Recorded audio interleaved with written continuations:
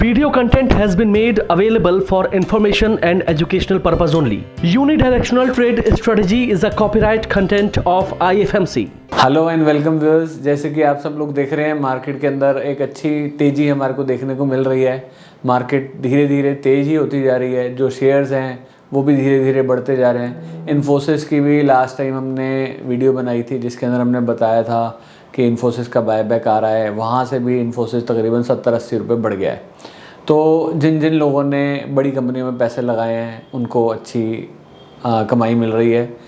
तो इसीलिए बोला जाता है हमेशा कि, और स्मॉल कैप्स जो हैं आजकल गिर रहे हैं, इसीलिए बोला जाता है ज़्यादातर कि आपका जो पोर्टफोलियो है मेजॉरिटी जो है वो लार्ज कैप में होना चाहिए, ETFs के अंदर होना चाहिए। क्योंकि ज़रूरी नहीं है कि सारी चीज़ें एट अ टाइम बढ़ेंगी, कभी कोई चीज़ बढ़ेगी, कभी कोई चीज़ बढ़ेगी। तो यानी पोर्टफोलियो हमेशा क्या होना चाहिए, डाइवर्सिफाइड होना चाहिए।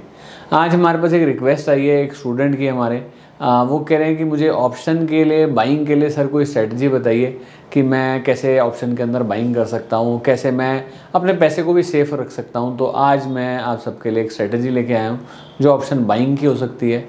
एंड देखते हैं क्या ये स्ट्रेटजी। तो सबसे पहले जैसे कि आज मार्केट खुलने वाली है, लेट अस सपोज मैं बात करता हूँ कल के दिन की, तो मार्केट खुलने वाली है। तो सबसे पहले आपको ये चेक करना है कि मार्केट कहाँ खुल रही है। तो जो आप ट्रेड करेंगे, आप इसके अंदर ट्रेड करेंगे at the money and next month की ऑप्शंस को ही आप ट्रेड करेंगे। करंट वाली के अंदर जो है वॉलेटिलिटी ज़्यादा होती है, नेक्स्ट मंथ वाली जो है वो हमारी कम वॉलेटाइल होती है as compare to that of today. तो सबसे पहले हमने देखना है कि मार्केट आज खुल कहाँ रही है। तो नॉर्मली आपको क्या है, मार्केट जब खुलेगी तो आपको पता लग जाएगा कि मार्केट इस लेवल पे खुल रही है 26,109 में। हमेशा हमने ये देखा है कि मार्केट में ज़्यादातर क्या आती है, तेज़ी की तरफ मार्केट ज़्यादा रहती है। और मार्केट भी अभी तक क्या चल रही है, it is in a bull market face. तो हम जो ट्रेड करेंगे सिर्फ कॉल ऑप्शन में ही ट्रेड करेंगे, और उसके अंदर भी जब बाय का सिग्नल आएगा तो ट्रेड करेंगे। एंड नॉर्मली आजकल क्या हो रहा है, मार्केट सुबह पहले एक बड़ा डिप लेती है और उसके बाद मार्केट तेज़ होती है। जैसे कि मैं अगर इस चार्ट को 15 मिनट करूँ तो सुबह एक बड़ी कैंडल आई, उसके बाद डिप आया, इधर क्या हुआ, पहले डिप लिया फिर तेज़ी आई, पीछे भी क्या हुआ, पहले डिप लिया और फिर तेज़ी आई। तो हमें यहाँ पर क्या करना है, अब जैसे कि मैं इसको डे चार्ट करता हूँ और निफ्टी जो है कल हमारी खुल रही थी 26,109 पे। तो हम क्या करेंगे, 26,100 की ही कॉल लगाएंगे, जो कि कौन सी रहेगी हमारी, अभी नवंबर चल रहा है तो हम नवंबर नहीं ट्रेड करेंगे, हम करेंगे दिसंबर ट्रेड। अब there are two kind of trades जो नॉर्मली लोग लेते हैं। तो मैं एक बार ये समझाता हूँ कि कैसे लोग ट्रेड लेते हैं। मार्केट में ट्रेड लेने के दो तरीके हैं।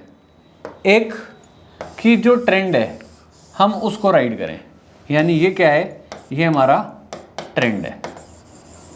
कुछ लोग जो हैं वो रिवर्सल के ट्रेड्स लेते हैं। रिवर्सल के अंदर नॉर्मली क्या है, छोटा प्रॉफिट हमारे को मिलता है, बट रिवर्सल के अंदर हमारी विनिंग चांसेस जो हैं वो ज़्यादा मिलते हैं हमारे को। हम ट्रेंड के अगेंस्ट ट्रेड कर रहे हैं, बट अब हमें क्या करना है, तो हमारा पहला रूल क्या रहेगा कि हमारे को बुलिश मार्केट में काम करना है, दूसरा बुल के ट्रेड ही ढूंढने हैं, दूसरा हमें कॉल ही ट्रेड करनी है, तीसरा हमें सिर्फ रिवर्सल ढूंढने हैं, बाइंग नहीं ढूंढनी है। तो हमें ये 3 रूल्स को डिफाइन करना पड़ेगा।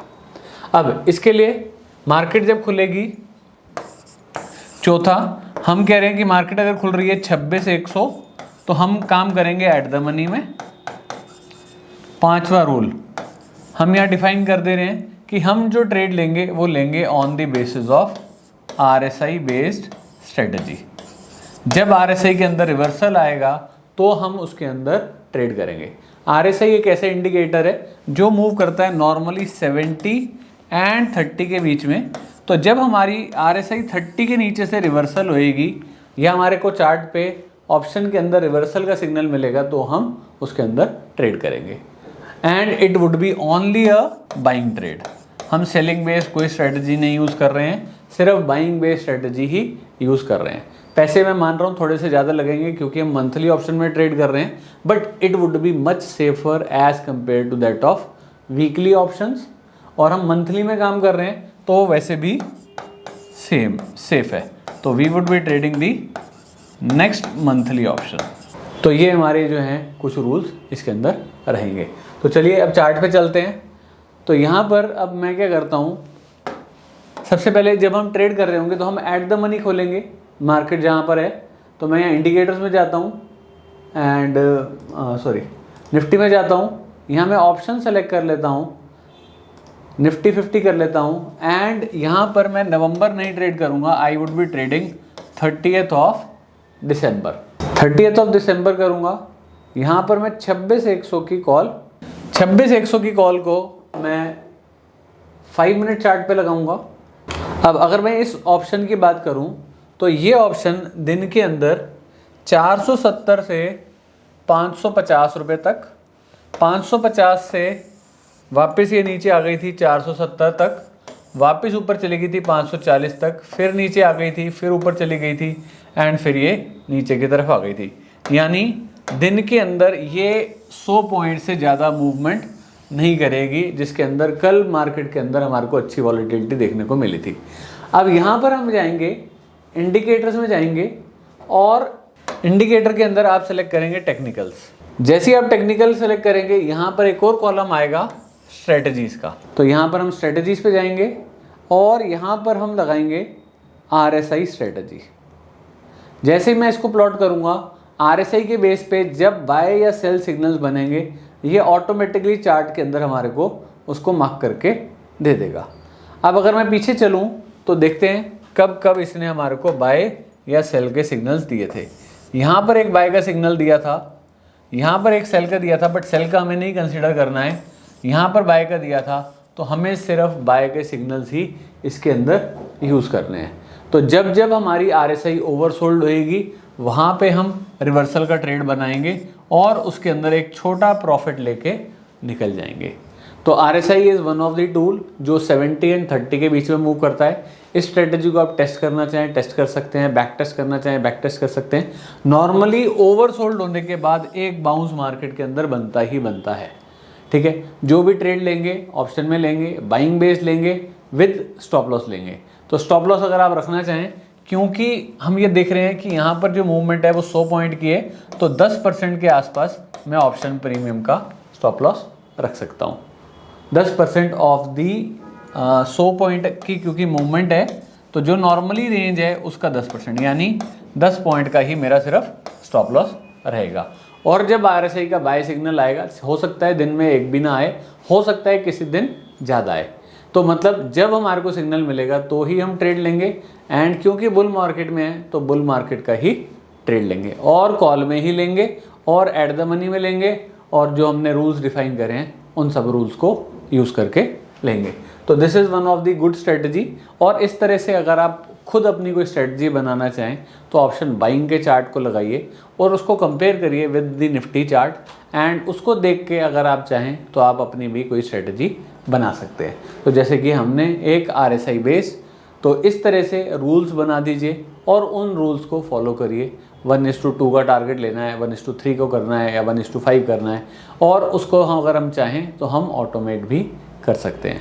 तो अगर आप इसको ऑटोमेट करना चाहते हैं तो आप ऑटोमेट भी कर सकते हैं। अलग अलग प्लेटफॉर्म्स हैं, अलग अलग टूल्स हैं जहाँ पर जाके हम इन स्ट्रेटजीज़ को ऑटोमेट भी कर सकते हैं कि 10% का मेरा जो है 10 पॉइंट का मेरा स्टॉप लॉस रहेगा, 20 पॉइंट का मेरा टारगेट रहेगा। जब RSI मेरी ओवरसोल्ड रहेगी तो ही मैं बाय में जाऊँगा, अदरवाइज़ मैं नहीं जाऊँगा।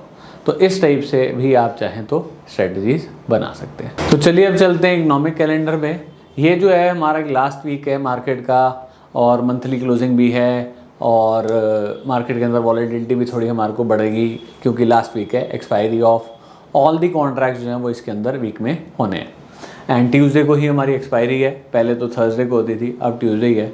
तो ट्यूसडे के बाद हमारे को अगेन नया मंथ स्टार्ट होएगा, देखेंगे कैसी मार्केट के अंदर पोजीशंस बन रही हैं। तो ट्यूसडे के बाद थोड़ा सा कॉशियस हो जाइएगा क्योंकि कई बारी लास्ट टाइम भी हमने देखा था कि एक्सपायरी के बाद नॉर्मली जो ट्रेंड है कई बारी चेंज होने की कोशिश करता है, पोजीशंस चेंज होती हैं तो वहाँ पे थोड़ी वॉलेटिलिटी बढ़ सकती है। तो इस वीक के अंदर देखते हैं क्या क्या हमारे इंपॉर्टेंट इवेंट्स हैं। मंडे कोई इंपॉर्टेंट इवेंट नहीं है। ट्यूसडे को यूएस के अंदर PPI का डाटा आना है एंड कोर रिटेल सेल्स का डाटा आना है, एक इम्पॉर्टेंट डाटा। वेडनेसडे को इंडिया में मनी सप्लाई का डाटा आना है इसके अलावा यूएस के अंदर जीडीपी का डाटा आना है विच इज़ ऑन वेडनेसडे। तो एक इम्पॉर्टेंट डाटा जो वेडनेसडे को आना है आफ्टर मार्केट। इसके अलावा जॉबलेस क्लेम्स का डाटा आना है वेडनेसडे को, एंड क्रूड ऑयल की इन्वेंट्रीज आनी है वेडनेसडे को। थर्सडे को यूएस में हॉलीडे है on the basis of Thanksgiving day, and Friday को again Thanksgiving day early close है। इसके अलावा Friday is an important day जो इंडिया के अंदर रहने वाला है, और बहुत सारे इंपॉर्टेंट डाटाज आने हैं जिसमें जीडीपी डाटा है, इसके अलावा इंडस्ट्रियल प्रोडक्शन का डाटा है, फेडरल फिस्कल डेफिसिट है, फॉरेक्स रिजर्व है। नॉर्मली ये डाटाज क्या हैं, अलग अलग दिन आते हैं। इस बारी क्या हो रहा है, इस बारी ये सारे डाटाज 28 नवंबर को आने हैं, और इसके बाद तो यानी दिसंबर के अंदर जो पहला हफ्ता होएगा वो एक वॉलेटाइल सेशन होएगा on the basis of these datas. बहुत सारे डाटाज हैं, तो इस डेट को तो मार्क कर लीजिएगा इम्पोर्टेंट। और इसके बाद जो है नेक्स्ट डे हमारे को मार्केट के अंदर एक अच्छा गैप अप और गैप डाउन देखने को मिल सकता है। तो चलिए अब चलते हैं निफ्टी के चार्ट पे एंड देखते हैं निफ्टी ने इस वीक कैसे बिहेव करा। निफ्टी मंथली पे हमारी ऑलरेडी बाय थी, वीकली भी बाय थी, डेली भी बाय थी, तीनों पैरामीटर्स पे हम बाय में ही थे। ये था हमारा Monday, Tuesday, Wednesday, Thursday and Friday. This is Monday, Tuesday, Wednesday, Thursday and Friday. तो मंडे को हमारे को तेजी मिली, ट्यूसडे को मार्केट ने टेक्निकल्स वालों को फंसाया, एक बेयरिश एंगल्फिंग बनाई जिसके बेसिस पे सबने शॉर्ट करा, और अगले दिन उन सबके स्टॉप लॉसेस कटवा दिए। थर्सडे को again gap up and Friday को अगेन गैप डाउन। ओवरऑल यूडीएस ने तो आपको पहले ही बोला हुआ था कि मार्केट का ट्रेंड तेज है, जब तक हम सारे पैरामीटर्स पे डाउन नहीं होएंगे तब तक आपको मंदी नहीं खेलनी है। तो नेक्स्ट वीक के लिए लेवल्स नोट कर लीजिएगा।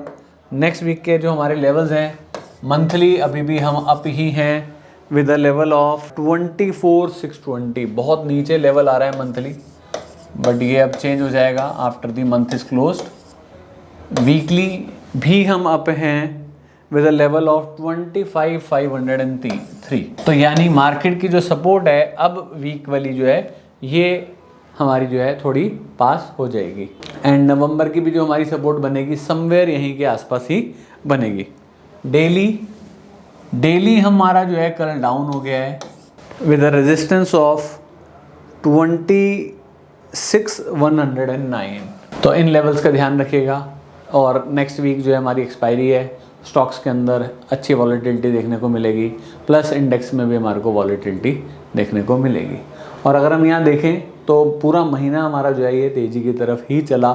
मंथली हमारे ऊपर थे, वीकली ऊपर थे, और मार्केट तेज ही जाके बंद हो रही है। तो चलिए अब चलते हैं बैंक निफ्टी के चार्ट पे एंड देखते हैं बैंक निफ्टी के लेवल्स क्या हैं। तो बैंक निफ्टी जो है ये मंथली लेवल पे हमारी अप थी, वीकली भी अप था, डेली भी अप था, एंड ये हमारे लास्ट कुछ डेज थे जिसके अंदर ये था हमारा Monday, Tuesday, Wednesday, Thursday and this is Friday. Nifty तो उस दिन ट्यूसडे को काफ़ी नीचे चली गई थी, बट बैंक निफ्टी नहीं गई थी। तो यानी जब भी आप ट्रेड करते हैं तो दोनों चार्ट्स का ध्यान रखिएगा। बैंक निफ्टी हमने पहले भी बताया था कि ज़्यादा तेज़ थी, कल निफ्टी गिरी बट उससे ज़्यादा गिरी है बैंक निफ्टी अगर आप देखेंगे चार्ट पे। तो बैंक निफ्टी थोड़ा सा एग्रेसिव मूव ज़्यादा चलती है, एंड बैंक निफ्टी के अंदर भी लेवल्स नोट कर लीजिएगा। बैंक निफ्टी के जो हमारे लेवल्स रहेंगे, मंथली हम अप ही हैं, मंथ हमारा ख़त्म होने वाला ही है, एंड बैंक निफ्टी की जो हमारी सपोर्ट है 54,653 है। वीकली भी अभी हमारा अप है with a support of 58,696। Daily पर हम डाउन हो गए हैं विद अ रेजिस्टेंस ऑफ 59,116। तो इन लेवल्स का ध्यान रखिएगा नेक्स्ट वीक ट्रेड करने के लिए। और जो लोग ट्रेड कर रहे हैं कॉशियसली करिएगा, पहले ट्रेड नहीं करिएगा, पहले पेपर ट्रेड करिएगा, चीज़ों को प्रैक्टिस करिएगा। जब आपका कॉन्फिडेंस आए तो ही धीरे धीरे मार्केट में हमारे को पैसा लगाना चाहिए, और मार्केट के अंदर फोकस इसके ऊपर करिए कि आपको जो आपकी कैपिटल है उसको बचा के रखना है। अगर ये कैपिटल हमने बचा ली तो कमाई तो हो ही जाएगी। ठीक है, तो thank you very much. I hope video अच्छी लगी होगी। अच्छी लगी हो लाइक करिएगा। कोई और टॉपिक जिस पे आप चाहते हैं वीडियो बनाई जाए तो वो प्लीज़ शेयर करिएगा।